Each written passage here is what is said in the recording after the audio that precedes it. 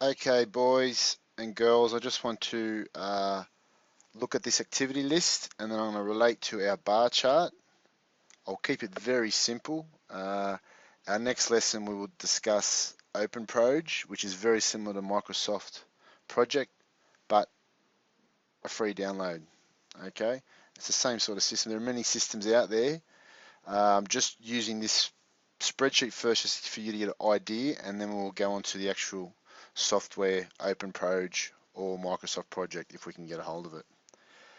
We've discussed this in class, so predecessing activities and days. We've already looked at the drawings, or I've just said to you 1 day for site set out, 2 days for excavation, and so forth.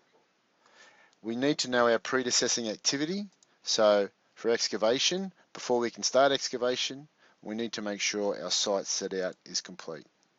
Okay, and it will follow down for the remainder, but then there will also be items where they may have 2 activities to predecess, they might not have any, or they might be at a different stage. It doesn't necessarily mean 1, 2, 3, 4, 5, 6. For example, windows and doors, we've made a note that we don't want them complete until the roof trusses are complete. And then also roughing in for electrical, we don't need to worry about windows and doors, but we need to make sure for roughing of electrical, we need to have the roof trusses will be complete. Okay, and that goes on for the remainder of them. Also, you may note practical completion. We need all of those remaining items to be complete to practically complete the job. All right, so hopefully that makes sense. From that, on this on this bar chart, sorry, I'll get that back up. I might just close this one.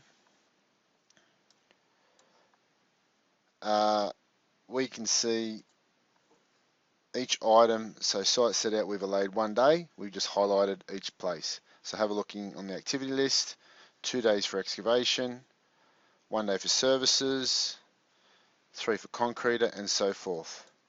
And just make a note for, say, item 6, windows and roughing follow the actual roof trusses.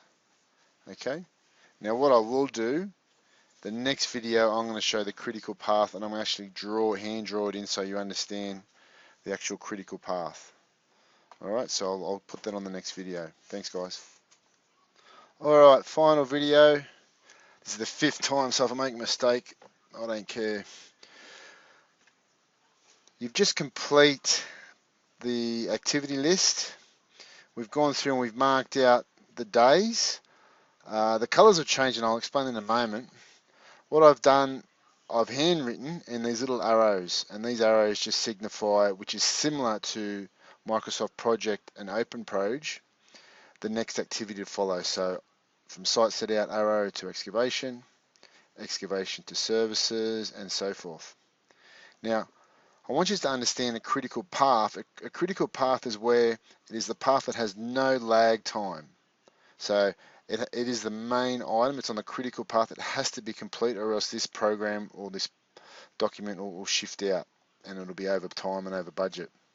For example, roughing electrical, and what I'll do is I'll put up the preceding activities. Roughing electrical is reliant on roof trusses, and so is windows and doors, and so is roof sheeting. But from windows with doors is reliant on cladding, which you can see here on number 7.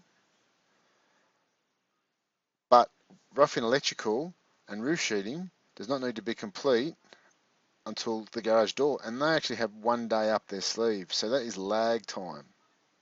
Okay, so they get an extra day up their sleeve, so if they lose a day, it does not affect this critical path. Any of these items that are shown in yellow change or are delayed, the plan will be shifted out. Okay, so I just wanted you to understand the process for the critical path and the flow on for this planning this document, and once this is complete, nice and simple, we will go on to using the online software such as Microsoft Project and proj. Thanks, guys. I hope that helps.